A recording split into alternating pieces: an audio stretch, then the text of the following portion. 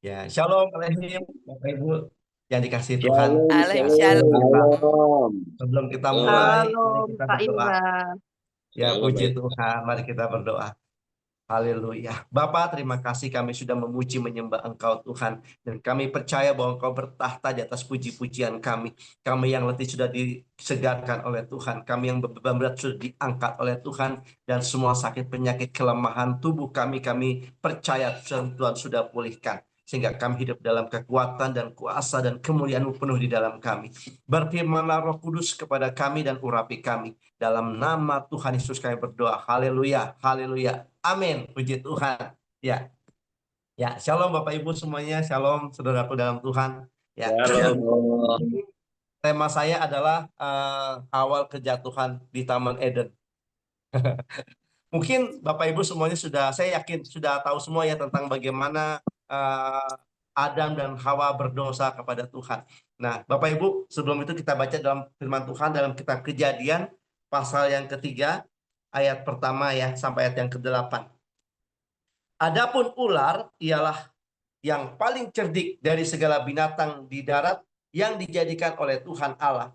Ular itu berkata kepada perempuan itu, "Tentulah Allah berfirman, semua pohon dalam taman ini jangan kamu makan buahnya, bukan?" Lalu sahut perempuan itu kepada ular itu, "Buah pohon-pohonan dalam taman ini boleh kami makan, tetapi tentang buah pohon yang ada di tengah-tengah taman, Allah berfirman, jangan kamu makan ataupun raba buah itu, nanti kamu mati." Tetapi ular itu berkata kepada perempuan itu, "Sekali-kali kamu tidak akan mati." Tetapi Allah mengetahui bahwa pada waktu kamu memakannya, matamu akan terbuka dan kamu akan menjadi seperti Allah, tahu tentang yang baik dan yang jahat. Perempuan itu melihat bahwa buah pohon itu baik untuk dimakan dan sedap kelihatannya. Lagi pula pohon itu menarik hati karena memberi pengertian. Lalu ia mengambil dari buahnya dan dimakannya. Dan diberikannya juga kepada suaminya yang bersama-sama dengan dia. Dan suaminya pun memakannya. Maka terbukalah mata mereka berdua dan mereka tahu bahwa mereka telanjang. Lalu mereka menyemat daun pohon ara dan membuat cawat. Ketika mereka mendengar bunyi langkah Tuhan Allah yang berjalan dalam taman itu pada waktu hari sejuk, bersembunyilah manusia dan istrinya itu terhadap Tuhan Allah di mana di antara pohon-pohonan dalam taman. Puji Tuhan. Ya, hari ini kita belajar tentang sebuah tragedi yang sangat memilukan, yang sangat menyakitkan ya, yang tidak akan pernah kita lupakan sampai seterusnya ya. Ya Bu Lina ya, tidak akan pernah kita dapat melupakan.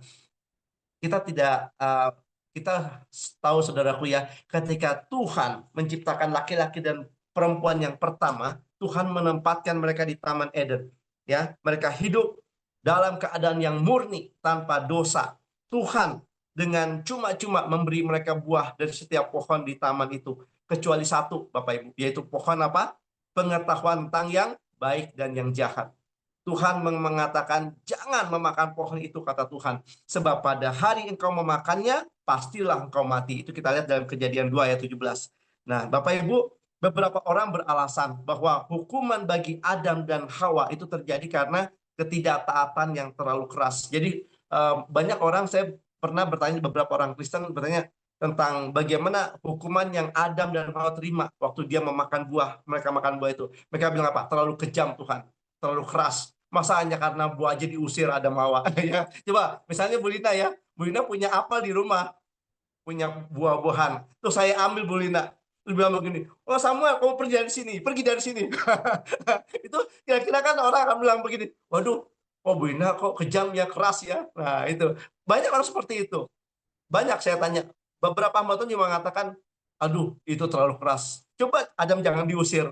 Kan bisa, kan cuma satu buah loh. Dan itu pun separuh dimakannya, bayangin. Makanya kalau kita lihat ya, ada laptop ya, ada gambar Apple ya, atau handphone ya, gambar Apple kan separuh dimakan tuh, separuhnya tuh. Nah, itu seperti itu. Nah, kita melihat banyak orang berpikir Tuhan terlalu keras menghukum Adam dan Hawa. Ya, karena apa? Karena sebelum mereka memakan buah terlarang, alasan mereka ya, mereka tidak memiliki pengetahuan tentang yang baik dan yang jahat. Dengan tidak memiliki pengetahuan itu, mereka tidak bisa membedakan mana yang benar, mana yang salah. Alasannya itu. Jadi waktu dikatakan kenapa Adam dan Hawa hanya karena makan satu buah diusir dari Taman Eden. Dan akibatnya apa yang terjadi? Kita mengalami seperti yang sekarang ini, kematian, ya, sakit penyakit, masalah, persoalan, apapun itu terjadi karena apa? Karena akibat Adam dan Hawa terusir dari Taman Eden. Ya, saudaraku, satu hal yang saya mau katakan ya, saya ingin menunjukkan bahwa Alkitab, firman Tuhan ini tidak pernah mengatakan bahwa Adam dan Hawa tidak mengetahui mana yang benar dan mana yang salah. Jadi kalau orang Kristen mengatakan, kenapa eh, kenapa Tuhan melarang buah itu dimakan? Ya supaya dia waktu dia memakan itu, mereka makan itu, mereka punya pengetahuan bisa yang baik dan yang jahat. Saudaraku, saya mau katakan itu pemahaman yang salah. Jauh sebelum Adam makan buah itu, Adam sudah memiliki pengetahuan tentang apa? Mana yang benar dan mana yang salah. Kita lihat, apa buktinya kita lihat dalam Kejadian 3 tadi, ayat 2 sampai ayat yang ketiga. Nah, dengan jelas menyatakan bahwa mereka memahami perbedaan antara yang benar dan yang salah. Hawa tahu Tuhan telah memerintahkan dia, Hawa dan Adam, untuk tidak memakan buah itu. Ya, kita lihat dalam Kejadian 2 ayat 16 sampai 17 ya Bapak Ibu baca di rumah ya. Nah, melihat nama pohon terlarang sebagai pohon pengetahuan tentang yang baik dan yang jahat. Kejadian 2 ayat 9 ya. Lalu mengartikan bahwa Adam dan Hawa tidak punya pemahaman tentang yang baik dan yang jahat. Itu adalah suatu kesalahpahaman, suatu kesalahan yang sangat fatal buat kita orang-orang Kristen. Jangan kita berpikir waktu Adam sebelum makan buah itu dia tidak punya pengetahuan. Punya, Bapak Ibu. Kenapa? Apa buktinya? Allah mengatakan kepada Adam, jangan kamu makan buah itu. Ya, tetapi Adam melanggar, Hawa melanggar. Berarti apa? Hawa sebetulnya sudah tahu bahwa buah itu tidak boleh dimakan. Ya, buah itu tidak boleh dimakan. Tetapi Hawa melanggar. Nah, dalam Alkitab kata pengetahuan seringkali disalahpahami berarti pengalaman. Banyak orang ya, Bu Lina apa? Bu Lina pakai nama Bu Lina nggak apa ya? Pakai nama Bu Lina ya. Bu Lina ketemu sama orang tua. Terus karena orang tua itu ada apa? Bu Lina menyampaikan firman Tuhan di khotbah. Terus ada seorang tua bilang, aduh itu kan masih kecil sebelum dia belum lahir saya sudah lahir. Saya banyak makan asam garam. Oh itu pendeta kecil itu, gitu banyak orang gitu. Kenapa? Dia melihat diri sebagai orang yang paling berpengalaman karena umur, karena usia, karena apapun. Bapak Ibu, pengetahuan tidak bukan itu, ya. Kalau kita seperti itu kita akan beranggapan kita, oh berarti memang benar bahwa sebelum kejatuhan ke dalam dosa, Adam dan Hawa tidak pernah mengalami kejahatan. Betul, Ibu? Adam tidak pernah berbuat dosa. Sebelum dia makan buah itu, Adam tidak melakukan apapun. Adam tidak punya pengalaman bagaimana hidup di dalam dosa, bagaimana hidup di kuasa. Adam nggak punya pengalaman. Karena itu seringkali kita berpikir bahwa pengetahuan identik dengan pengalaman. Tidak, Bapak Ibu. Pengetahuan Alkitab di dalam Amsal 1 ayat yang ke-7, takut akan Tuhan adalah permulaan hikmat dan pengetahuan. Jadi pengalaman tidak menentukan seberapa banyak orang itu bijaksana, tetapi kalau pengetahuan akan firman Tuhan membuat kita menjadi lebih bijaksana. Nah, Bapak Ibu, ya dikatakan memang benar bahwa sebelum Adam dan Hawa jatuh ke dalam dosa, mereka tidak mengalami namanya kejahatan. Namun mereka memahami konsep baik dan jahat dengan sangat baik. Atau jika tidak, maka mereka tidak akan mengetahui apa artinya ketaatan terhadap perintah Tuhan. Ya, intinya apa? Intinya adalah bahwa Adam dan Hawa belum berbuat dosa sampai mereka makan dari pohon tersebut. Dan dosa mereka adalah pintu gerbang menuju pengalaman langsung tentang perbedaan antara yang baik dan yang jahat. Bapak Ibu, di sini kita boleh melihat bahwa pengalaman yang Adam, Hawa alami saat ini adalah pengalaman yang tidak akan pernah bisa kita lupakan. Bapak Ibu coba deh, kalau kita naik mobil atau naik motor, tiba-tiba di sebelah kanan nih, Bu Ina lagi naik mobil nih, ada kalimat jangan tengok ke kiri. Bu Ina lakuin apa waktu baca itu? Eh? Pasti nengok. Tengok ke kiri. Pasti nengok. Jangan nengok ke kiri, pasti nengok. Itulah Adam. Waktu Adam, Tuhan mengatakan jangan makan buah ini, mereka lakukan. Mereka lakukan. Makanya banyak orang hamba Tuhan sekarang merubah dia teknik khotbahnya, mereka rubah. Mereka mengatakan jangan mencuri, jangan membunuh, akan dilakukan. Dan di kantor-kantor jangan buang sampah sembarangan, mereka akan buang. Makanya mereka rubah kalimatnya. Terima kasih karena Anda tidak membuang sampah di tempat ini. Nah, itu jadi diperhalus. Nah, ini kenapa? Karena adanya tanda kutip pengalaman itu. Mereka mencari pengalaman. Itulah sisi negatif atau positif dari manusia ya, dari orang, dari kita ya. Nah, dikatakan ya tuh, alasan yang pertama, alasan yang kedua tadi, alasan yang ketiga ya, kematian ada di dunia saat ini karena dosa, bukan karena kurangnya pengetahuan Adam dan Hawa dalam kita Roma 5:12 ya. Nah, dengan kata lain bahwa Tuhan tidak menghukum Adam dan Hawa dengan kematian hanya karena tidak mengetahui sesuatu, melainkan karena bertindak melawan apa yang sudah mereka ketahui sebelumnya. Saudaraku, waktu Adam Hawa makan buah itu, saya mau tanya sama Bapak Ibu ya, apakah mereka tahu bahwa mereka itu melanggar firman Tuhan? Waktu dia makan buah itu, apakah Adam Hawa tahu bahwa mereka mendukakan Roh Kudus? Ayo Bapak Ibu, tahu nggak kira-kira? Tahu. Mereka tahu. Tapi apa yang membuat mereka melakukannya? Penasaran ya. Apa yang Nah, membuat mereka enggak? penasaran bener. Karena ada kalimat di situ, kamu akan menjadi seperti Allah. Menjadi seperti Allah. Itu kalimat itu. Bapak Ibu, sehebat apapun kita mengetahui Alkitab, baca kitab, hafal sekalipun, tapi kalau hati kita tidak beres, kita ingin dipuji, kita ingin disanjung, kita ingin ditinggikan seperti Allah, kita pasti jatuh.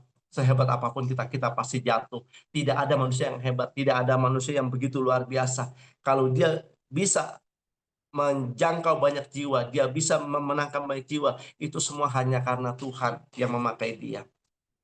Kita harus sadar ketika Simpson mengalahkan singa dengan rahang keledai, setelah dipakai untuk membunuh singa, maka rahang itu dibuang sama Simpson. Itu menggambarkan bagaimana Tuhan memakai kita. Kalau kita nggak tulus dengan Tuhan, maka Tuhan akan buang itu. Seperti kita dibuang seperti rahang keledai. Bapak Ibu, pengalaman yang ini suatu hal yang sangat menyakitkan bagi kita semua ya. Dengan kata lain, Tuhan tidak menghukum Adam dan Hawa dengan kematian hanya karena tidak tahu sesuatu, melainkan karena mereka bertindak melawan apa yang sudah mereka ketahui itu ya. Kematian adalah akibat ketidaktaatan mereka, bukan karena ketidaktahuan mereka, bukan. Kita sebagai orang Kristen yang sudah banyak membaca firman Tuhan, Tuhan tanya, apakah kamu tahu? Kita tahu bahwa kita tidak boleh membunuh, kita tidak boleh mencuri, kita tidak boleh membenci orang. Kita tahu. Tetapi kenapa kita lakukan? Karena ada sesuatu di dalam diri kita yang ingin menjadi seperti Allah.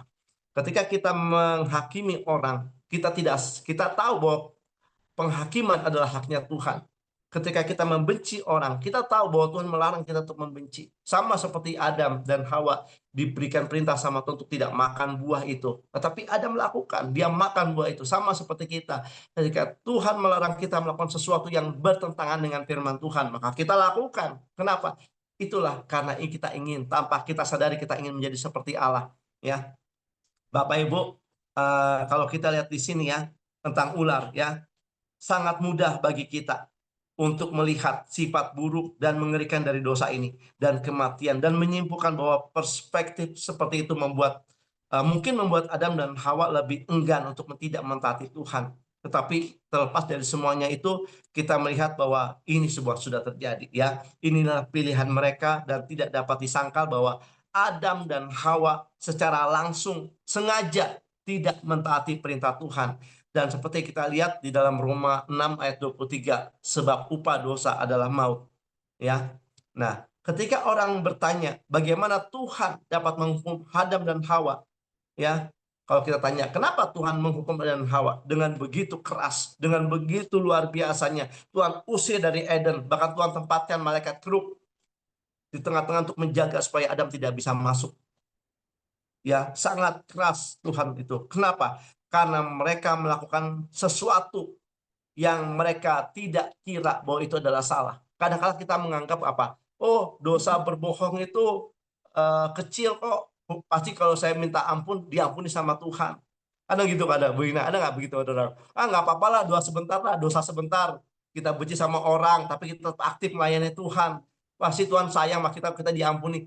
Saudara jangan salah, ada saatnya Tuhan tidak mengampuni kita. Ada saatnya. Ada saatnya. Pintu pertobatan ditutup sama Tuhan. Ada saatnya Bapak Ibu. Ada saatnya Tuhan tidak lagi mendengar doa kita. Ada saatnya Tuhan tidak lagi mengampuni kita. Tidak ada. Kenapa? Semua ada waktunya. Bapak Ibu dalam Tuhan. Jangan kita berpikir dengan dosa kecil, kita terus datang sama Tuhan minta ampun, terus Tuhan ampuni. Memang Tuhan ampuni. Tetapi Tuhan mau katakan perbedaannya. Orang yang tetap di dalam dosa dan orang yang berbuat dosa itu beda. Kalau kita adalah anak Tuhan jatuh, kita bangun lagi, kita minta ampun, Tuhan ampuni. Tapi kalau kita orang Kristen yang adalah anak Tuhan, hidup di dalam dosa, di dalam kebencian, Tuhan tidak pernah ampuni sampai kapanpun. Tuhan tidak bisa disogok dengan pelayanan. Tuhan tidak bisa disogok dengan persembahan. Tuhan tidak bisa disogok dengan apapun kecuali dengan pertobatan kita. Saya mau tanya Bapak Ibu, apa yang Tuhan tidak punya dari kita, yang kita miliki, yang Tuhan tidak punya? Bu Ina, apa kira-kira Bu Ina? Yang Tuhan tidak punya, yang ada dalam diri kita. Tuhan minta dari kita. Dosa, Pak. Dosa. Bukan, yang badan kita Nggak ini. ada. Semuanya Tuhan punya. Hati kita. Hati. Hati kita Tuhan tidak punya. Cinta kita Tuhan tidak punya. Tuhan mau kita berikan cintanya. Makanya Tuhan mengatakan apa? Kasihilah Tuhan Allahmu dengan segenap hatimu. Tuhan punya segala-galanya, tapi Tuhan itu free will. Dia tidak menekan kita. Kita bukan robotnya Tuhan. Kita adalah anak-anaknya Tuhan. Satu hal ya yang Tuhan mau berikan hati kita kepada Tuhan. Kenapa? Itu yang Tuhan tidak punya ya Bapak Ibu. Tuhan tidak punya hati kita. Dia pengen kalau dalam istilahnya dia mau kita nempel seperti perangko sama dia gitu loh. Nah, Bapak Ibu, di sini dikatakan apa? Ya, banyak orang mengatakan bahwa itulah tadi kekerasan, ya. Keras. Kenapa Tuhan begitu keras? Karena Tuhan melihat bahwa hati Adam dan Hawa tidak terdapat pada Tuhan, tidak melekat pada Tuhan, ya, tetapi melekat kepada logika, kepada pikirannya, ya. Bapak Ibu, menganggap dosa Adam dan Hawa sebagai suatu kekilapan, ya, sebagai suatu kesalahan yang naif, ya, adalah tidak berdasar sama sekali. Jadi kita tidak bisa mengatakan, oh, memang harus terjadi seperti itu. Makanya kita hidup dalam dunia ini. Karena apa? Karena memang Adam harus ada satu orang mengatakan kemarin, Adam itu memang harus berdosa. Dia harus jatuh dalam dosa supaya Adam diusir dari Eden. Bapak Ibu, banyak pemahaman orang-orang Kristen yang mengatakan bahwa Adam itu harus berdosa, dan memang terjadi demikian. Kalau kita mau melihat kembali firman Tuhan dikatakan, bagaimana, kenapa Adam jatuh dalam dosa? Kenapa? Kita lihat, kenapa di sini Adam bisa jatuh dalam dosa. Saya berpikir begini, nah, pada waktu dosa masuk ke dalam dunia, dalam kitab Roma dikatakan, pasal yang kelima dikatakan bahwa karena satu orang Adam, maka dosa masuk ke dalam dunia. Bukan karena satu orang Hawa. Padahal yang berbuat dosa siapa di situ? Adam dan Hawa. Dua orang ini yang berdosa, melakukan dosa, betul? Yang melakukan dosa apa? Adam dan Hawa. Tetapi dalam kitab Roma dikatakan, karena satu orang Adam, maka dosa masuk ke dalam dunia. Bapak Ibu, kita lihat di sini. Kenapa Hawa tidak disebut? Coba. Ayo. Ya, Pak Benyamin, kira-kira gimana? Pak Benyamin Luki, kenapa dalam kitab Roma dikatakan bahwa hanya Adam yang berdosa, bukan Hawa? Dan perjanjian baru mengatakan apa? Hawa tidak disebut loh. Tapi Adam, dosa Adam. Ada nggak dosa Hawa, Bu Lina? Nggak ada kan? Ya, kita ada dosa Hawa. Dosa Adam. Karena satu orang berdosa yaitu Adam, maka dosa masuk ke dalam dunia. Kenapa? Kenapa Allah melihatnya Adam bukan Hawa? Lihat, kita lihat. Pada waktu pertama kali Adam dan Hawa melakukan dosa, dia makan buah itu, Allah bertanya kepada siapa pertama kali? Karena perintah itu ada kepada Adam. Iya. Karena yang pertama kali diciptakan adalah Adam, dan Tuhan bicara langsung dengan Adam, tetapi tidak kepada Hawa. Karena waktu itu Hawa belum ada. Hawa belum diciptakan. Nah, di sini kita melihat kita sebagai anak-anak Tuhan, hamba-hamba Tuhan, kita harus selalu mengingatkan keluarga kita, saudara kita tentang firman Tuhan. Makanya di dalam kitab firman katakan, jangan engkau lupa memperkatakan kepada anak-anakmu, kepada saudaramu tentang firman Tuhan. Baik kita duduk, baik kita berdiri, baik kita melakukan apapun, kita beritakan firman Tuhan. Itulah maksudnya. Makanya kenapa Adam mendapatkan hukuman yang berat dari Allah? Kenapa Adam hanya ditegur oleh Allah, bukan Hawa? Nah, kenapa? Karena Adam banyak mengerti firman Tuhan. Bapak Ibu, memang kita harus banyak mengerti firman Tuhan, kita belajar firman Tuhan, kita dekat dengan Tuhan. Tapi satu hal Bapak Ibu, jangan biarkan firman Tuhan yang ada dalam kita sudah memulai di dalam roh, jangan kita akhir dalam daging Bapak Ibu. Nah, kalau kita akhir dalam daging, kita lihat dosa itu yang luar biasa ya. Kita beberapa hal, aku melihat ya banyak anak-anak Tuhan yang meninggalkan Yesus. Mereka murtad, mereka meninggalkan Tuhan.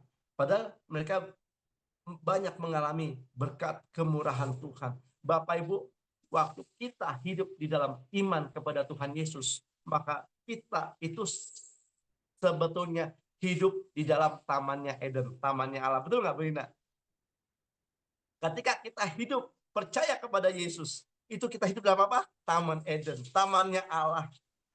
Bapak jangan pernah berpikir, wah saya ini penyakitan, saya ini lemah, apalagi saya ini pokoknya sesuatu yang buruk. Jangan Bapak Ibu, kita ini adalah anak-anak Tuhan yang hidup di dalam apa? Tuhan Yesus, di dalam kuasa, di dalam kemuliaan, di dalam kekuatan Injil. Tetapi kalau kita meninggalkan Injil yang ada kekuatan kita hidup di dalam apa? Kita seperti orang yang diusir dari Taman Eden. Satu hal saya boleh belajar waktu saya menyiapkan ayat ini, firman Tuhan katakan, kalau kamu mau hidup di dalam Taman Eden seperti Adam dan Hawa, kamu harus hidup di dalam firman-Ku. Kamu harus hidup di dalam anugerah-Ku, di dalam kasih, di dalam Injil-Ku. Makanya saya katakan, Tuhan, bagaimana mungkin Adam tidak mengalami segala kebaikan Tuhan. Kalau saya boleh melihat ya satu hal, saya mau tanya nih, kita ini kan waktu Adam dan Hawa di Taman Eden, Adam tuh dikasih makan sama siapa? Sama Tuhan, dirawat sama Tuhan, dijaga sama Tuhan, dilindungi sama Tuhan. Tetapi kenapa waktu iblis dalam bentuk ular datang kepada Adam, kepada Hawa, dia mendengarkan ular itu. Padahal ular itu tidak kasih dia makan, tidak kasih dia minum, tidak kasih dia Taman Eden, tidak kasih. Iblis itu nggak kasih apa-apa. Dia hanya memberikan kata-kata bualan, kata-kata janji kosong kepada Hawa. Dan akhirnya Hawa jatuh di dalam dosa. Ini kita melihat. Makanya ada satu lagu GKI saya seneng tuh.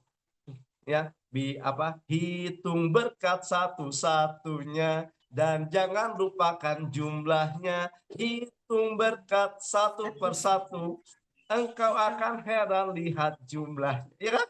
Banyak. Ketika kita berpegang kepada firman Tuhan, kita percaya kepada firman Tuhan, kita percaya kepada Tuhan, kita meragukan Tuhan. Kita lebih banyak mendengarkan isi hati kita, perasaan kita, kata orang, kata iblis. Kita dengarkan kata-kata mereka. Oh, kamu ini susah, kamu ini tidak akan berhasil, kamu ini sakit-sakitan. Itu kata-kata iblis. Padahal yang kita tahu, Allah kita, yang kita percaya itu adalah Allah yang selalu memelihara kita. Dia mengarahkan matanya, mengawasi kita, bukan untuk menghukum kita, tetapi untuk memberikan kekuatan kepada kita. Bapak Ibu, lewat renungan pagi ini kita boleh diingatkan, ya, sebetulnya kita ini ketika percaya kepada Yesus, ketika percaya kepada firman Tuhan, kita hidup di dalam Taman Eden, tamannya Allah. Saya mau tanya, di tamannya Allah ada sakit penyakit nggak KW ini? Ada nggak sakit penyakit di tamannya Allah? Ada, aman. Ada nggak kekurangan? Ada nggak ada COVID? Kegagalan? Tidak ada. Adam nggak mengalami itu semua. Adam semuanya dijamin oleh Tuhannya. Allah El Shaddai, Allah Yehova Rafa, Yehova Jireh, Yehova Nisi, semua dialami sama Adam. Tetapi ketika Adam meninggalkan Tuhan, maka muncullah yang kebalikannya. Nah, Bapak Ibu, hari ini saya mau ingatkan Bapak Ibu, mari datang kembali kepada Tuhan, percaya kepada Tuhan, ya. Giat di dalam pekerjaan Tuhan, rajin beribadah, bersekutu dengan Tuhan, baik secara korporat maupun secara pribadi dengan Tuhan. Maka kita akan melihat bahwa Taman Eden, tamannya Allah, itu kita sudah punya. kita sudah punya. Jangan Bapak Ibu berpikiran nanti, kalau saya sudah meninggal saya akan mengalami surga. Tidak, ya kawin ini tidak. Kita alami surga ketika kita masih hidup. Kita alami surga, kita alami segala kemurahan Tuhan. Jangan berpikir, wah saya ini sudah sakit, kita nggak mungkin sembuh. Jangan bilang seperti itu. Kenapa? Allah kita dari Yehova Rafa, Allah yang menyembuhkan. Ya, makanya saya bersyukur sama Tuhan. Saya melihat, ada beberapa teman saya yang dulu orang Kristen, sekarang dia pindah meninggalkan Yesus. Saya melihat mereka, ya, itu guru sekolah minggu, orang Nias. Ada teman saya nggak sebut namanya, orang Nias, guru sekolah minggu KWNI. Dia meninggalkan Yesus, dia pindah ke agama yang lain, dia murtad meninggalkan Tuhan. Saya lihat sekarang apa hasilnya dia. Terpuruk ya, habis-habisan ya. Dia seperti Adam diusir dari Taman Eden dan mengalami hal yang kering, gersang, baik rohani maupun jasmani. Dan satu hal yang paling mengerikan, ketika kita meninggalkan Tuhan, maka hati-hati. Maut mengincar ya kawin ini ya. Kematian mengincar. Api neraka itu mengincar kita. Mengincar itu. Hati-hati Bapak Ibu. Jangan pernah berpikir, kalau saya tinggalkan Tuhan, semenit aja tinggal. Boleh silakan, tapi lihat buktinya. Walaupun cuma sedetik kita tinggalkan Tuhan, kita tidak tahu kapan kita dipanggil Tuhan. Kita nggak tahu kayak ini ya. Kita nggak tahu kapan kita dipanggil Tuhan. Kita nggak tahu. Tetapi karena kita tidak tahu, maka kita harus berjaga-jaga. Kita harus waspada. Nanti pada waktu kita dipanggil Tuhan, ada lagu mengatakan, hamba yang setiawan, mari masuklah. Tuh, ya, makanya puji Tuhan lewat renungan pagi ini, mari saya ajak saudara semua, kita semangat buat Tuhan dan kita alami, kita yakini Bapak Ibu bahwa ketika saya percaya kepada Yesus, maka saya hidup di dalam tamannya Eden, tamannya Tuhan. Dan yakinlah apa yang kita doakan, apa yang kita minta, apa yang kita ketuk, apa yang kita cari di dalam nama Yesus, pasti kita dapatkan, kita temukan, dan kita terima semua yang baik dari Tuhan. Tuhan memberkati. Shalom, puji Tuhan. Thank Ya. you, Pastor Samuel Indra. Luar biasa firman Tuhan. Ini dasar. Thank you. Nah, mari kita God berdoa. bless. Puji Tuhan. Thank you, Kak Indra. Ya, mari kita berdoa. Bapa, terima kasih untuk firman-Mu. Kami berucap syukur Tuhan. Kami tahu bahwa kami adalah anak-anak di dalam Tuhan, adalah anak-anak yang dijamin. Hidup kami dijamin oleh Tuhan. Masa depan kami dijamin oleh Tuhan. Keluarga kami dijamin oleh Tuhan. Rumah tangga kami, tubuh kami, bahkan pekerjaan usaha kami dijamin oleh Tuhan. Dan Tuhan berjanji apapun yang kami lakukan di dalam nama Yesus pasti berhasil dan beruntung. Kami mengucap syukur Tuhan bahwa kami tidak hidup di dalam padang gurun, tapi kami hidup di dalam kebun buah-buahan, bahkan hutan yang lebat Tuhan, di dalam tamannya Allah, Taman Eden. Tuhan, terima kasih. Ampuni kami Bapak, kalau selama ini kami berpikir bahwa kami hidup seperti di padang gurun Tuhan. Tapi kami saat ini mau bertobat, kami mau meyakini kembali bahwa ketika kami mengandalkan Tuhan, kami hidup di dalam Tuhan, maka kami percaya berkat Tuhanlah yang menjadikan kami kaya. Susah payah tidak akan pernah menambahinya. Terima kasih Tuhan. Haleluya. Amin. Puji Tuhan. Ya, shalom. Puji Tuhan. Amin.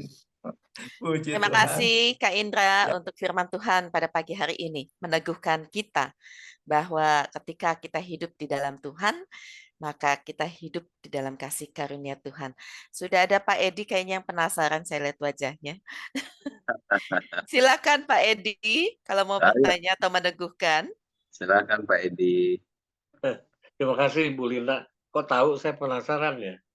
Tahu dari wajahnya. Dari wajahnya Pak. Terima kasih Pak Samuel Indra untuk pemaparannya ya mengenai Adam dan Hawa ya. Ini sebenarnya saya memang betul penasaran ya, karena saya lupa apakah di MJC atau di komunitas lain ya. Itu ada satu pembicara yang mengatakan bahwa Adam ini bukan manusia pertama, Pak. Sebelumnya sudah ada manusia lainnya. Jadi Adam memang generasi lainnya lah intinya ya. Sudah banyak manusia, Pak. Makanya di zaman Nuh banyak orang jahat itu dibinasakan. Nah, perspektif ini gimana Pak? Apa benar begini atau gimana ya pendapatnya? Coba. supaya saya bisa menjawab pertanyaan orang ini Apa gitu. kita salah namanya? Shalom, puji Tuhan. Ya, shalom Ya, Pak ini Edi, ada makasih buat perspektif pertanyaannya. ini, Pak pengajaran Edi, ini sudah ada. Mereka memahami dan meyakini kelihatannya ya. iya, Apalagi di bawah pengetahuan dari orang Korea ya, bahwa memang manusia pertama itu bukan Adam. Mereka itu sudah banyak waktu itu ya. Nah ini kita sebagai orang Kristen kan sebenarnya iman kita diserang juga nih sebenarnya. Nah tapi saya ingin minta pendapatnya bukan supaya lebih bisa menjawab mereka bagaimana ya. Gitu. Itu Pak Samuel, terima kasih. puji Tuhan. Pak Edi buat pertanyaannya. Pak Edi, sebelum saya jawab, saya bertanya sama Pak Edi nih. Pak Edi, kan ini ada dua perspektif. Yang pertama Ya, perspektif manusia, yang kedua perspektif Alkitab, firman Tuhan. ya, Nah, ya. kalau Pak Edi pribadi lebih mengarah kemana? Mau menjawabnya? Ya saya Apakah sih perspektif membela manusia atau Alkitab? keyakinan firman Tuhan ya. Manusia pertama Adam Karena ya. ya, karena Tapi perspektif Alkitab pasti berbeda dengan perspektif manusia, bukan? ya, Ya, makanya di dalam kitab Korintus dikatakan, baik perkataanku maupun pemberitaanku tidak kusampaikan dengan kata-kata hikmat yang meyakinkan, tetapi dengan keyakinan akan kekuatan Allah. Apa itu kekuatan Allah? Injil, Alkitab, kekuatan Allah, betul? Ya, Roh Kudus, kekuatan Allah. Nah, kalau kita lihat di sini ternyata Alkitab mengatakan di dalam Roma dikatakan bahwa Adam adalah manusia pertama.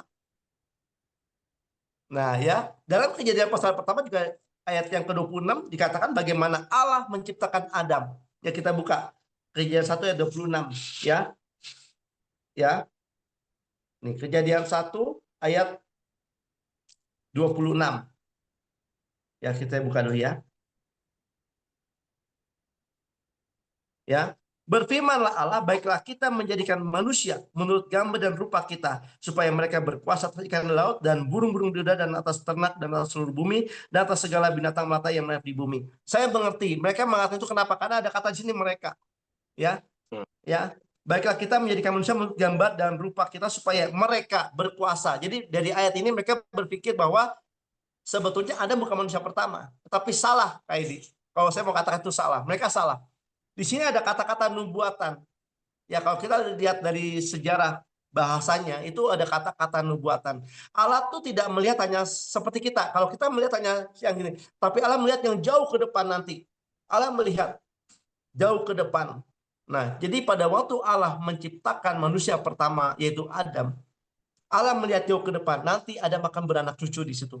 Dia akan menjadi banyak. Makanya Allah memberkati mereka. Jadi kalau kita lihat di 26 ini, ternyata Allah memberkati kita, memberkati bukan hanya Adam, tapi kepada keturunannya yang kemudian. Nah, kalau kita mau di sini katakan, dari saya katakan tadi, seperti dosa masuk melalui orang yang pertama, yaitu Adam. Demikian pula Kristus, yang Adam yang kedua, dia masuk ke keselamatan kehidupan. Di sini kita bisa melihat bahwa ternyata Adam adalah manusia yang pertama. Tapi setelah Adam diusir dari Eden dan mereka berkembang biak, ya mereka banyak. Nah, disitulah muncul manusia. Nah, kita tidak bisa menelaah karena sejarah juga tidak bisa menelaah, ahli teologi juga tidak bisa, para arkeolog tidak bisa memprediksi apakah ada manusia pertama. Tapi kita boleh kembali kepada Alkitab, Pak Edi. Kalau Alkitab katakan bahwa Adam adalah manusia yang pertama, ya udah hanya itu ya, benar-benar ya, hanya itu dikatakan. Karena apa? Karena gini, kalau kita katakan bahwa Adam bukan manusia yang pertama, kita akan kembali kepada banyak orang bilang bahwa manusia itu keluar dari kera, dari monyet. Manusia adalah dari batu atau dari bintang-bintang. Nah, itu Kristen Science. Manusia itu dari antariksa. Beberapa unsur terkumpul dia bentuk manusia gitu. Jadi kalau kita di sini, maka pertanyaan saya tadi Pak Edi, mau lihat perspektif mana? Alkitab atau manusia gitu. Nah, kalau kita kembali kepada Alkitab, maka kita boleh dengan yakin mengatakan ada manusia pertama dan Hawa manusia yang buat perempuan yang pertama, buat laki Adam yang pertama. Kalau misalnya dikatakan bahwa manusia ada sebelum Adam, maka tidak ada namanya dosa pertama. Betul nggak Bu Ina? Tidak mungkin ada dosa pertama. Kenapa yang berdosa pertama siapa? Adam dan Hawa, bukan manusia yang lain. Nah, dari sini kita bisa melihat bahwa teologi para ahli sesat yang sesat itu terpatahkan, terbantahkan di situ. terbantahkan Pak Edi. Kenapa? Ya. Karena Alkitab menyatakan bahwa dosa pertama itu muncul dari siapa? Dari Adam. Ada. Kalau dosa itu dari manusia yang lain, Alkitab nggak katakan dari Adam, pasti dari Samuel Indra mungkin, atau dari Brina, atau dari siapa gitu. Nah, makasih Pak Edi. Tuhan berkati. Memang kita nggak heran ya, Alkitab tuh banyak musuhnya. Banyak musuhnya Alkitab itu. Bahkan saya lihat di TikTok kemarin ada seorang nih lulusan teologia. Saya nggak tahu teologia mana. Dia bilang begini. Ini dia, saya nggak ngerti dia dapat ilmu dari mana. Saya nggak tahu. Dia bilang bahwa Alkitab yang kita pegang ini Alkitab yang salah. Lalu dia bikin Alkitab sendiri. Ada namanya Aldo. Nanti buka TikToknya. Dia bikin Alkitab sendiri loh. Padahal baru lulus kemarin. Saya mau katakan, saya bilang sama istri saya, ini orang berapa umurnya? Lulusnya tahun berapa? Alkitab berapa umur Brina? Alkitab ini berapa umurnya? Ratusan tahun. Ribuan tahun loh. Sebelum, bahkan Alkitab mencatat, sebelum zaman Yesus itu Adam dan Hawa, zaman Abraham, Alkitab sudah ada loh. Injil sudah ada. Mau buktinya Pak Edi? Kita buka. Galatia 1 ayat 11 kita buka yuk. Galatia 3 ayat 8. Galatia 3 ayat 8. Jauh sebelum Tuhan Yesus ada, Alkitab sudah ada. Injil sudah ada. Kita lihat. Galatia 3, boleh Pak dibacakan? Galatia 3 ayat 8. 3 ayat 8 ya. Iya. Demikian firman Tuhan. Dan kitab suci yang sebelumnya mengetahui bahwa Allah membenarkan orang-orang bukan Yahudi oleh karena iman telah terlebih dahulu memberitakan Injil kepada Abraham. Olehmu segala bangsa akan diberkati. Iya, puji Tuhan. Nah, kita lihat di sini bahwa ternyata Injil itu sudah diterima oleh Abraham. Bayangin, si Aldo itu berapa umurnya? Atau orang-orang yang sesat itu mereka berapa umurnya? Nah, tapi Injil mengatakan bahwa Firman Tuhan mengatakan bahwa Injil sudah diberitakan kepada Abraham jauh-jauh hari. Nah, berarti kita melihat di sini bahwa apa? Alkitab yang kita pegang ini adalah Alkitab yang luar biasa, Pak Edi. Jadi kalau misalnya ada orang yang meragukan Alkitab, saya nggak aneh, saya nggak heran. Kenapa? Mereka tidak mengerti betapa Alkitab itu bukan bicara ide, gagasan manusia, bukan. Kita buka, Pak Edi baca lagi. Galatia 1 ayat 11. Pak Edi baca. Nggak apa ya, Pak Edi ya? Nggak apa-apa. Galatia 1 ayat 11. Ya, saya sambil jalan nggak apa ya? Iya. Ya. Galatia 1 ayat 11. Ya. Lagi siap-siap ke kantor nih. Ya. Demikian firman Tuhan. Galatia 1 ayat 11. Sebab aku menegaskan kepadamu, saudara-saudaraku, bahwa Injil yang kuberitakan itu bukanlah Injil manusia. Karena aku bukan menerimanya dari manusia, dan bukan manusia yang mengajarkannya kepadaku. Tetapi aku menerimanya oleh pernyataan Yesus Kristus. Ya, teman-teman harus Betul, Pak. dimaklumin. Galatia 1:11. Samuel sambil bekerja karena beliau juga salah satu kepala cabang Bank BCA di Bandung. Silakan.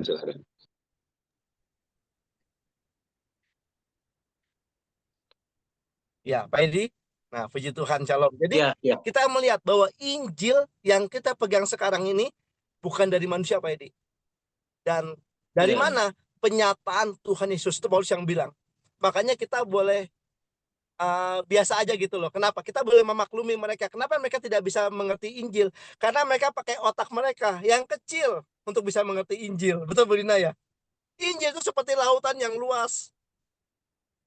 Dia itu seperti mineral di dalam tanah. Kalau kita mau menggali, itu kita harus tekun, bukan kepandaian ya. Tekun, ketekunan, kerinduan yang dalam untuk mencari mineral yang luar biasa itu. Sehingga kita bisa ketemu Injil. Tapi kalau kita cari Injil dengan otak kita pasti sesat. Pasti tersesat. Ya, makasih Pak Edi, Tuhan berkati, shalom. Iya. Makasih. Terima kasih Pak Samuel Indra.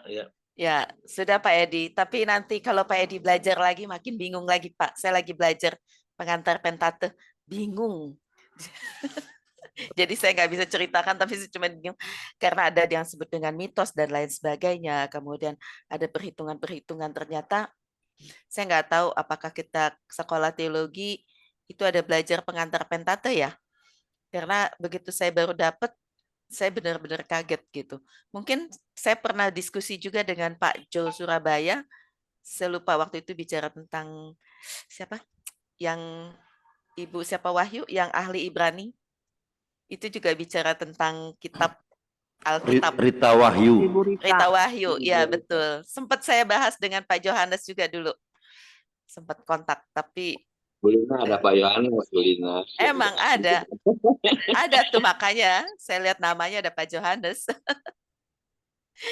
Ya, jadi katanya apakah Alkitab itu benar cerita tentang sejarah? Apakah itu mitos gitu? Kita akan belajar, mungkin ada ahli-ahlinya, makanya karena saya baru belajar ya ingin tahu gitu. Dan hari ini juga kita belajar. Ada lagi yang mau bertanya, diskusi? Sekalipun Ini hal yang Pak menarik. Indra di jalan, tetap semangat Apa? untuk melayani kita. Ya, Silakan. ini hal yang luar biasa tentang Taman Eden. Soalnya banyak pertanyaan di situ. Nah, karena di sini kalau saya boleh melihat ya, Taman Eden itu adalah awal mula orang bertanya-tanya seperti Tuhan. Saya mau saya tanya, pertanyaan pertama yang Tuhan lontarkan di mana? Kejadian pasal yang ketiga, di mana kamu? Gitu kan? Kan pertanyaan pertama Tuhan nggak pernah bertanya loh. Itu pertanyaan pertama Tuhan. Sama seperti manusia. Siapakah Tuhan? Siapakah Adam? Siapakah manusia? Nah, awal pertama. Makanya itu ya Pak Edi ya. Ya, ada lagi kah yang mau bertanya, mendiskusikan, meneguhkan? Tadi ada pertanyaan dari Bu Yudi. Berapakah umur Adam dan Hawa? Waktu itu Adam dan Hawa umur berapa, Pak? Maksudnya buat... Boleh Bu Lina. Ya, silakan Bu Yudi. Terima kasih Pak Samuel Indra. Baru pertama nih Bu Lina, aku dengar Pak Samuel Indra. Mungkin udah pernah, jadi Bu Lina nggak kenalin gitu ya. Keren Pak Samuel Indra, awal kejatuhan di Taman Eden. Tadi Bapak bilang mana yang benar, mana yang salah. Akibatnya maka kita dapat sakit, kita kematian nih gara-gara Adam dan Hawa. Jadi sebel ya sama Adam dan Hawa nih Pak ya. Kenapa Adam dan Hawa ada gitu ya? Kita nggak tahu gitu. Tapi yang tadi Bapak sampaikan, terus saya berpikir gitu ya Pak ya, Adam dan Hawa masuk neraka dong ya. Saya nggak tahu sih dia umur berapa saat itu, makanya saya nanya gitu kan. Yang berlaku dari sini, hukum kita yakin dan percaya, yang tertinggi itu hukum Tuhan gitu. Apapun yang ada di mana, yang disampaikan baik Bu Lina, baik disampaikan oleh teman-teman gitu, mitos gitu ya. Saya pikir kita kembalinya ke Alkitab ya. Boleh sih kita belajar ya sekolah teologi ya. Ada ahli wahyu tadi saya dengar dari Bu Lina gitu ya. Kalau itu sih ahli ya silakan aja ya. Tapi kalau ahli di dunia itu temuan-temuan ya. Kalau saya Pak ya, temuan-temuan mungkin zat kimia ini itu ya. Tapi mungkin saya tadi yang Pak Edi bertanya, maka saya ketawa. Kalau ada sebelum Adam dan Hawa, kita tinggalin aja rame-rame Alkitab. Apalagi tadi ada orang ngarang Alkitab itu, saya sih nggak menghakimi dia ya, berani sekali dan nggak tahu dia masuk di mana, saya juga udah nggak paham karena saya bukan Tuhan ya, masih menilai gitu Pak. Jadi terima kasih banget Pak Samuel Indra yang luar biasa gitu ya. Tapi yang saya senang Bu Lina, dosa pertama bukan wanita, di sini saya dengar laki-laki. Terima kasih Pak, Bapak membela kami. Maaf ya Pak Weni. Iya Bu Yudi.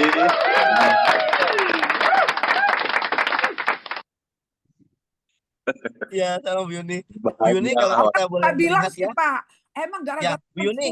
gara-gara perempuan. Nah, saya dapat ini paling saya mau pegang kata-kata ini Pak. Yang pertama membuat dosa pria. Bagaimana? Jadi Bu Yudi, kalau dikatakan apakah Adam dan Hawa masuk neraka, makanya kalau kita katakan secara firman Tuhan, jangankan Adam, Abraham pun masuk neraka dia. Waktu itu masuk neraka. Adam, Abraham, Daud, Musa, siapa lagi? Orang-orang sebelum Yesus itu mereka ada di neraka sebelumnya. Makanya kenapa Yesus datang sebagai manusia? Dia mati di kayu salib. Nah, kita punya, kalau kita iman rasuli ya, pada disalibkan, wafat dan dikuburkan. Pada hari yang Ya, turun ke dalam kerajaan Mau. maut. Nah, selama 3 hari dalam kerajaan maut, dia membebaskan para tawanan. Nah, itulah Adam, Musa, Abraham. Itu tertawan mereka. Jadi sebelum Kristus datang sebagai manusia menyelamatkan kita, nabi-nabi dulu itu tertawan di Hades. Bukan neraka, belum ada neraka, tapi Hades. Dia tertawan. Dia menantikan juru selamat, yaitu Yesus, turun ke dalam kerajaan maut. Nah, pada waktu Tuhan bangkit dari antara orang mati, dia membawa para tawanan ke Firdaus. Nah, sekarang dia ada di Firdaus mereka semua. Tidak lagi ada di Hades. Maka kita bersyukur lewat kematian Tuhan di kayu salib, itu tawanan dilepaskan. Nah, itu tawanan itu. Ya, puji Tuhan. Jadi, bagaimana dengan mereka yang belum melihat Yesus, belum percaya kepada Yesus? Itulah Tuhan datang selama 3 hari itu di Hades. Dia memberitakan Injil di sana. Dan dia membawa orang-orang yang layak diselamatkan masuk ke dalam Firdaus. Nah, lalu bagaimana dengan orang pedalaman yang tidak tahu Injil? Misalnya, bagaimana? Ada dalam hati mereka. Tuhan taruh hukum Tauratnya dalam hati mereka. Makanya kita lihat orang yang belum mengenal Yesus, tapi dia ada perasaan bersalah dalam hati dia. Itu Tuhan taruh hukumnya. Mereka diselamatkan oleh perbuatan itu.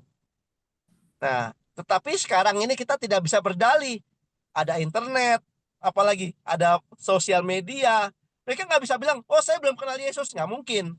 Mereka pasti kenal Yesus. Tapi mereka tidak mau terima Tuhan Yesus. Nah, tapi bagi mereka yang benar-benar belum mengenal Yesus Tuhan, mereka akan dihakimi oleh hati mereka akan bersuara di situ.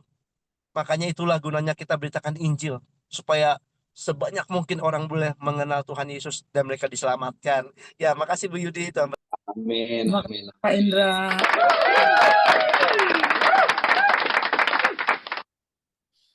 Jadi sudah terjawab dan sudah puas ya Bu, karena bukan kita yang menjadi dosa pertama. Persis. Ya, ini ada dari Ibu Nora penjelasan tentang kitab. Saya coba bacakan ya di setting. Mungkin takutnya ada yang tidak terbaca karena ini materinya bagus yang disampaikan oleh Ibu Nora. Alkitab memiliki sejarah yang kompleks karena terdiri dari berbagai kitab yang ditulis dalam periode yang panjang. Dan bukanlah satu buku yang ditulis sekaligus, melainkan kumpulan kitab yang ditulis selama rentang waktu yang sangat panjang, sekitar 1.500 tahun dengan ditulis oleh 40 orang. Perjanjian Lama ditulis sekitar abad ke-15 sebelum Masehi hingga abad ke-4 sebelum Masehi. Kitab pertama Kejadian diperkirakan ditulis oleh Musa sekitar abad ke-15 sebelum Masehi. Kitab terakhir dalam Perjanjian Lama, yaitu Maleaki, ditulis sekitar abad ke-5 sebelum Masehi. Perjanjian Baru ditulis antara tahun 50 Masehi sampai 95 Masehi. Surat-surat Paulus seperti 1 Tesalonika merupakan tulisan paling awal dalam Perjanjian Baru. Kitab terakhir Wahyu ditulis oleh Rasul Yohanes sekitar tahun 95-96 Masehi. Keseluruhan Alkitab, jika kita menghitung dari masa penulisan kitab pertama Kejadian hingga kitab terakhir Wahyu, rentangnya kira-kira 1.500 tahun. Begitu jawabannya tentang kitab Alkitab. Tapi saya dapat penemuan baru dari seorang pakar juga yang bilang bahwa Kejadian tidak ditulis oleh Musa. Tapi itu ada penjelasannya panjang. Kita tidak bahas di sini ya, tapi hanya memberitahukan bahwa dengan DMGC ini jadi banyak hal kita belajar. Dari Pak Samuel yang temanya sederhana, tetapi menjadi panjang dan membuka wawasan kita di dalam keimanan, dalam pengetahuan. Ada lagi? Hasilnya enak Pak Samuel, jadi rame gitu. Iya, betul. Banget, hasilnya bagus banget. Yang nggak ngerti Alkitab kayak saya jadi terbuka gitu Bu Lina. Terima kasih. Betul banget Bu Yudi. Sebelum jadi Weni nggak usah nyerangin ke Bu Yudi, biar Pak Samuel aja dah. Nah, Weni berdosa. Dia laki-laki Bu. Ada lagi? Ada lagi Kak yang mau bertanya, meneguhkan? Ada lagi? Tapi sebenarnya ada Pak Jo. Pak Jo juga tahu loh banyak hal. Ya, Pak Gandrung dong, Pak Gandrung dong. Atau Pak Samadi? Lupa kalau Pak Gandrung itu Pak Samadi namanya. Pak Samadi, monggo Pak Samadi. Pak Samadi. Mana Pak Samadi? Lagi di jalan, apakah? Tadi ada orang Tadi ada. di sebelahnya. Oh, udah nggak Tapi ada ya. sepertinya sudah keluar ya. Oh, udah keluar deh, udah keluar.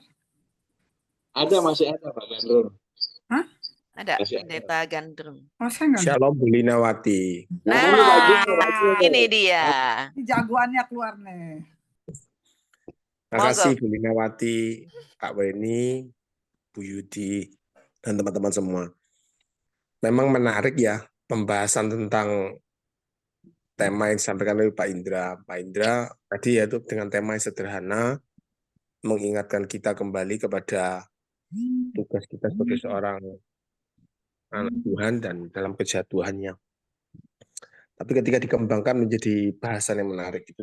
Jadi bukan hari ini saja perdebatan tentang itu dimulai, Bu Lina, tapi perdebatan itu sudah sejak umat manusia pertama mengenal yang namanya kitab-kitab Pentateuch itu ya.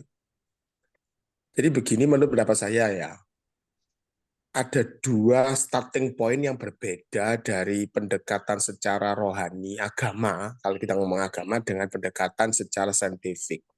Itu starting point-nya, starting awalnya itu memang berbeda. Jadi karena memang berbeda yang nggak bisa diperdebatkan.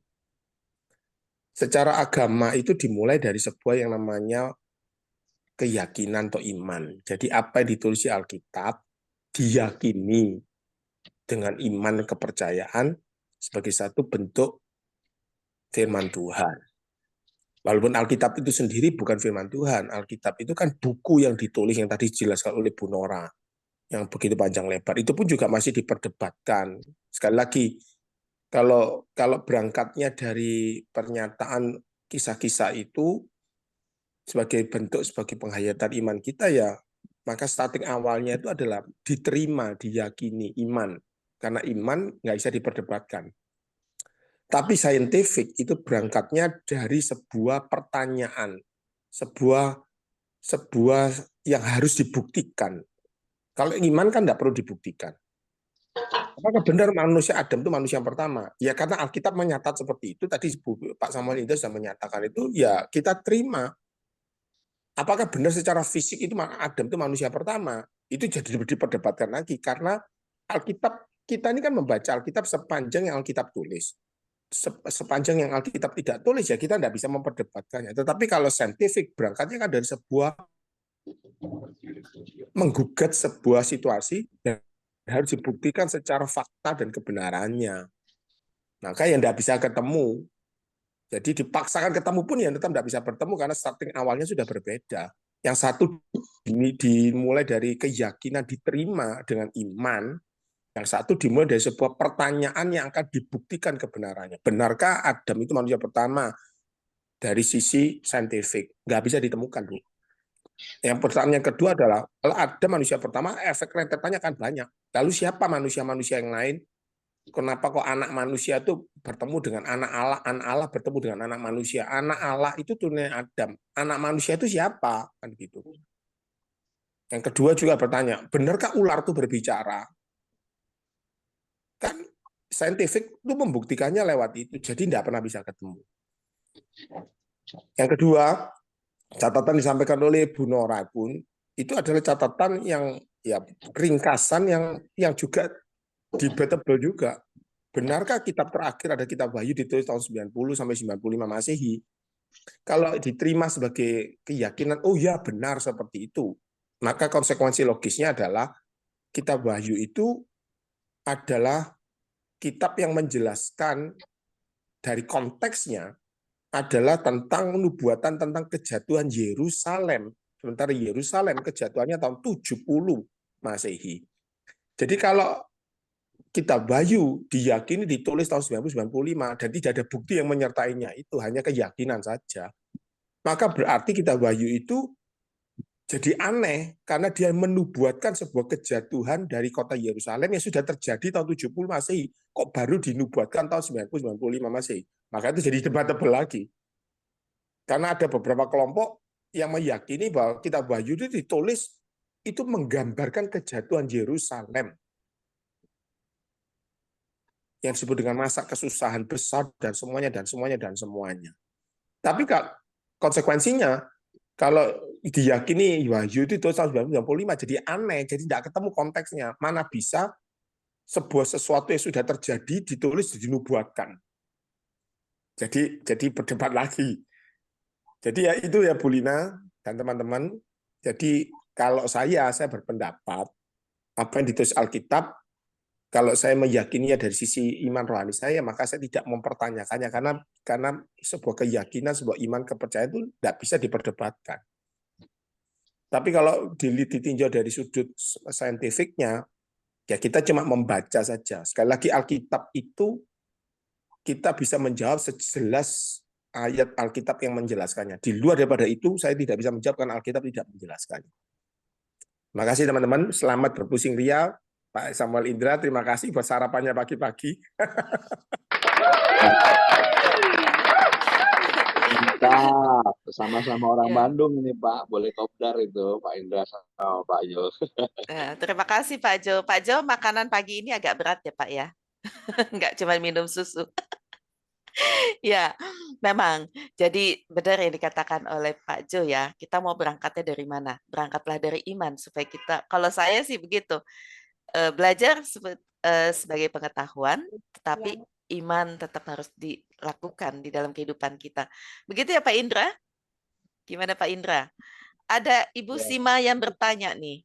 Ibu Sima mau bicara langsung atau Ibu Sima atau Pak Bu Santa nih? Yang saya baca barusan. Ibu Santa. Ada Pak Gandrung nih Bu Lina, udah buka nih. Coba. Oh iya. Pak Ya, Samadi, Pak monggo Pak. Gandrung. Ya, puji Tuhan. Salam. Halo. Salam semuanya. Bisa dengar ya? Bisa banget. Oh, berarti nih hatiku sudah beres. Kemarin nggak bisa itu. Saya terima, tapi mereka nggak terima suara. Ya, puji Tuhan. Kita hari ini diberkati tentang kejatuhan manusia. Ya, kejatuhan manusia di dalam dosa. Ya, tadi membahas tentang sejarah Alkitab. Kalau kita membahas sejarah Alkitab ini waktunya tidak bisa pendek ya.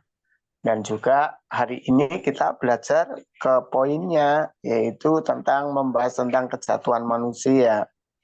Awal dari kejatuhan manusia itu kan sebetulnya ditipu oleh setan, ya, ditipu oleh setan, mendengar suara setan, ya, dan itu kejatuhan manusia pertama. Ya, Adam itu, Hawa jatuh karena dia melihat, dipameri sesuatu, ya, dan dia akhirnya tertarik, ya. Makanya kalau dalam pencobaan itu datang itu karena ya dia terseret, ya, saudara, terseret, artinya bahwa dipikat, ya, diseret, lalu membuahkan hasil yang namanya dosa.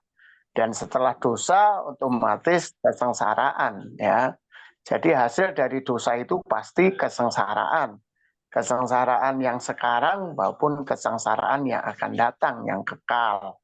Ya, jadi setan itu bisa membelokkan setiap kebenaran firman Tuhan, ya. Firman Tuhan itu bisa dibelokkan. Kalau saudara lihat di sini Tuhan berkata, ketika kamu memakan, meraba, kamu akan mati. Tetapi kenyataannya setan berkata, ya, dan ia menjawab dan jelas bahwa setan berkata enggak, kamu enggak akan mati, Tuhan akan, ya, buahnya dan makanya dan diberikan kepada juga, ya, dan akan mati, ya. Tidak, setan berkata tidak mati, ya. Ayat 4 itu kan, tetapi ular itu berkata kepada perempuan itu, sekali-kali kamu tidak akan mati, ya. Tuhan bilang mati, tapi ini merayu bahwa kamu tidak akan mati, ya. Sama. Kadang-kadang dosa itu kayak gitu, seakan-akan tidak akan terjadi apa-apa, tetapi setelah dilakukan dampaknya yang luar biasa, ya. Sekecil apapun dosa itu akan berdampak yang besar akhirnya, begitu. Jadi dan ini yang kedua, perhatikan dalam konteks ini Tuhan berkata dalam Kejadian 3 ini adalah ini khususnya memang Hawa, ya Hawa itu harus berhati-hati betul karena Hawa itu kelemahannya di melihat ya. Hawa itu melihat sesuatu itu kadang-kala terus tertarik ya, biasanya seperti itu. Belanja katanya mau belanja satu, ternyata setelah lihat banyak belanja banyak dan banyak pasangan-pasangan yang jatuh dikarenakan memang pasangan sebelahnya gitu yang artinya tergoda oleh segala sesuatu. Nah, dan ini memang terjadi sampai hari ini. Sampai hari ini pun banyak laki-laki yang tunduk kepada suami. Ya, waktu itu Adam kan tunduk toh, nyatanya dia nurut toh. Nah, gitu ya. Kepada istri, Pak. Ya, iya dikasih apa-apa nurut ya. Padahal nggak tahu itu kasihnya itu dari mana, gitu ya. Diperintah ini nurut dan sebagainya ya. Jadi ini perlu hati-hati, kecermatan, hikmat itu penting ya. Berkat itu juga bisa kok datang dari mana gitu loh. Banyak orang menerima berkat itu ya, asal-asalan terima, padahal itu berkat dari mana ya. Banyak gereja juga kan dulu pernah ada itu gereja yang dari korupsi dibangun ya. Gereja kadang-kadang kan kita ini ya perlu itu bisa membahayakan atau tidak begitu ya. Dan banyak gereja yang terjerumus dalam keuangan kan, jatuhnya keuangan ya. Banyak rumah tangga bisa bercerai karena keuangan ya. Ya, banyak sekali. Nah, inilah yang istilahnya si Hawa itu menjadi bendahara ya, tapi si Adam ternyata dia tidak tahu ini bendahara uang ini dari mana. Sama ini makanan ini dari mana asalnya. Ya kayak gitu loh. Asalnya itu adalah dari makanan yang dilarang oleh Tuhan. Tapi si Adam tetap terima pada waktu itu, sayangnya seperti itu. Lah ini rayuan maut itu memang ya saudara sering diterima oleh laki-laki, maka laki-laki harus waspada itu. Ya. Kalau dapat rayuan-rayuan ya jangan sampai membuat terlena ya, karena saya katakan bahwa banyak sekali kejatuhan itu karena rayuan-rayuan itu ya, dirayu akhirnya setelah kerayu kemakan, setelah kemakan ya tenggelam ya. Jadi puji Tuhan kita mendengar ayat ini sehingga kita hari ini benar-benar dikuatkan ya. Dan ketika orang itu sudah jauh dari dosa, ya biasanya ya kalau orang itu sudah dosa itu, tandanya itu dia itu sudah mendekat sama Tuhan kan nggak mau. Ya banyak ya orang-orang tanda-tandanya itu seperti itu. Suami selingkuh, istri selingkuh itu tanda-tandanya sudah dengan Tuhan biasanya doa, nggak doa. Makanya hati-hati nih kalau yang biasanya doa pagi, rutin, nggak doa, kenapa? Wah ini jangan-jangan sudah kerayu ya. Oh biasanya dengan istri begitu perhatian ya, dengan suami begitu nganu kok sudah tidak. Ini apakah tanda-tanda dia sudah kena rayuan si setan ini ya? Itu harus benar-benar kita ini waspada ya. Tuhan Yesus memberkati. Ulina. Ya, thank you Pak Gandrung. Ya, terima kasih Pak Pendeta untuk penjelasan pada pagi hari ini yang menyatakan jadi laki-laki harus ingat-ingat. Gampang dirayu ya Pak. Pak Jo, jangan gampang dirayu ya Pak. Gadis Bandung gelis-gelis loh Pak. Rayuannya maut. Tapi kalau urusan Pendeta Gandrung, saya number one lah Pendeta Gandrung lah, the best one lah. Ini Pak Jo ini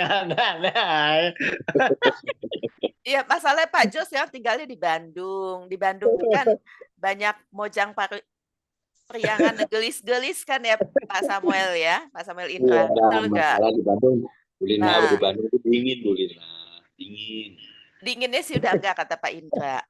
Tapi masalahnya mojang priangan itu masih tetap cantik-cantik dan rayuannya gombal-gombal. Nah itu tadi.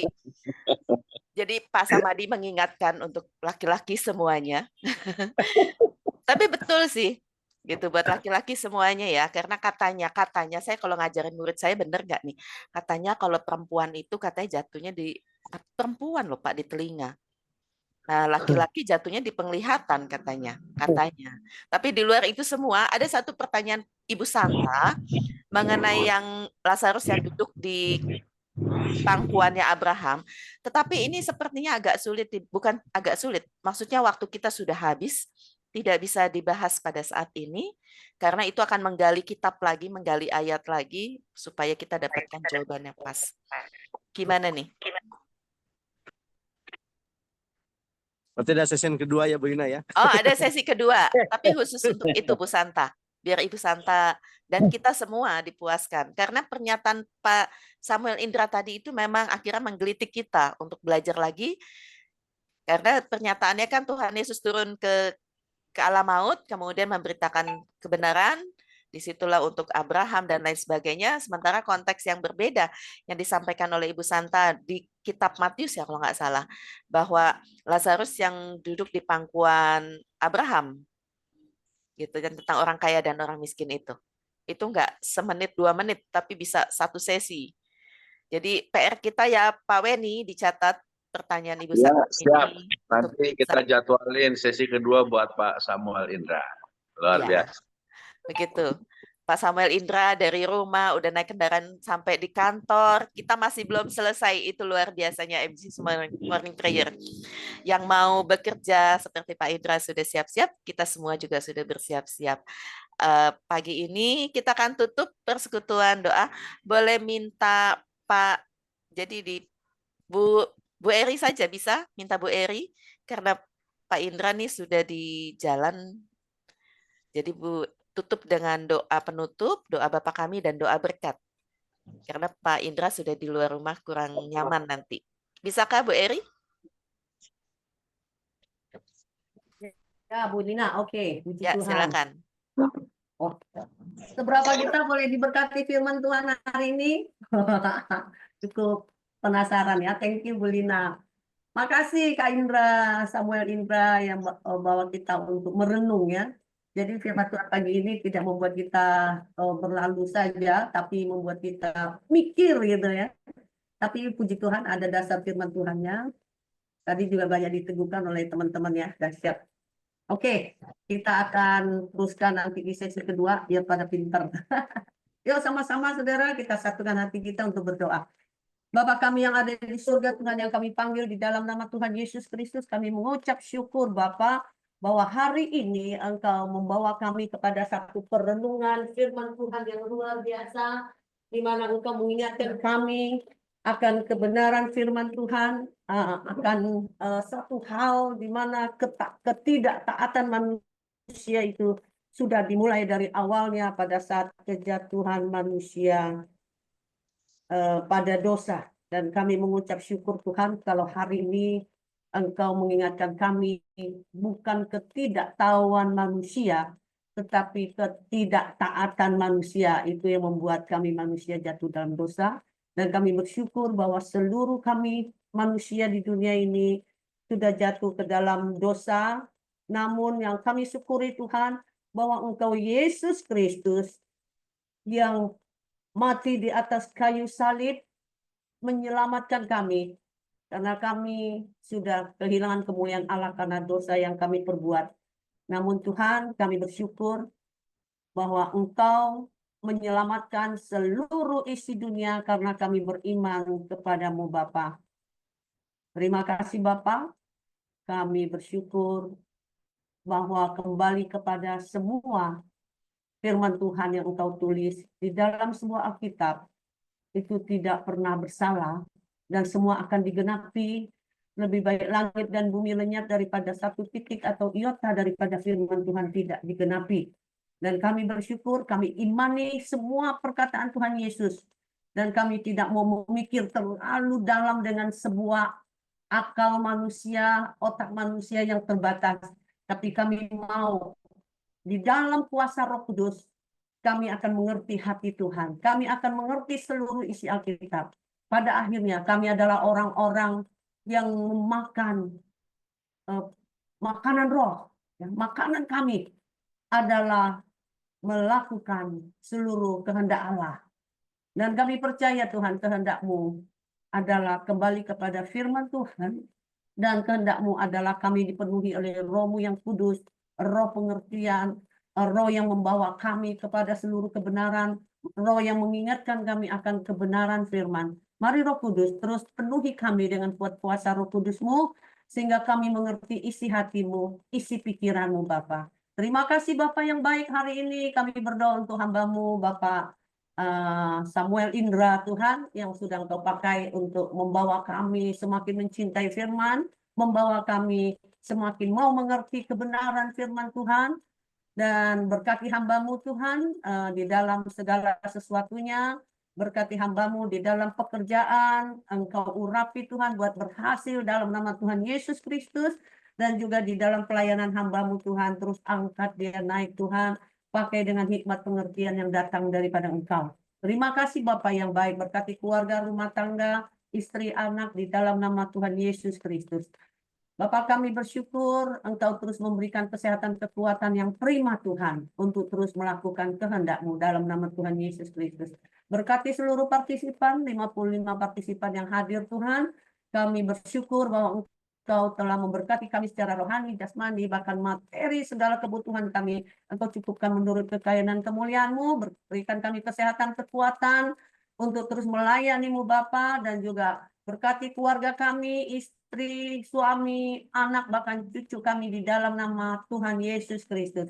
Kami serahkan hidup kami Tuhan, kehidupan kami hari ini penuh dengan damai sejahtera daripada Engkau. Dan kami mau Tuhan sempurnakan doa kami ini dengan doa yang Kau ajarkan kepada kami, yaitu doa Bapa kami. Di dalam nama Tuhan Yesus Kristus, haleluya, amin. Mari saudara buka suara kita.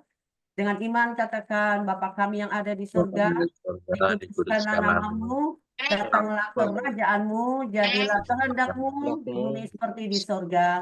Berikanlah kami pada hari ini makanan kami yang secukupnya, dan ampunilah kami akan kesalahan kami, seperti kami juga mengampuni orang bersalah kepada kami, dan janganlah membawa kami ke dalam pencobaan, tapi lepaskanlah kami daripada yang jahat, karena Engkaulah yang punya kerajaan dan kuasa dan kemuliaan sampai selama-lamanya. Haleluya. Amin. Ya, silakan. Pak. Ya, shalom. Ya. Bu Eri doa berkat. Atau Pak Indra? Oke. Ya. Pak Indra masih bisa? Pak Indra Bisa, sudah. bisa. Oh bisa, silakan Pak Indra. Ayo, mari Bapak Ibu sebelum Silakan, Pak kita Indra. tutup, kita minta berkat dari Tuhan. Haleluya. Hosana karabata kata kurafi pamparamina fikora syakarama. Haleluya. Hosana. Haleluya. Haleluya.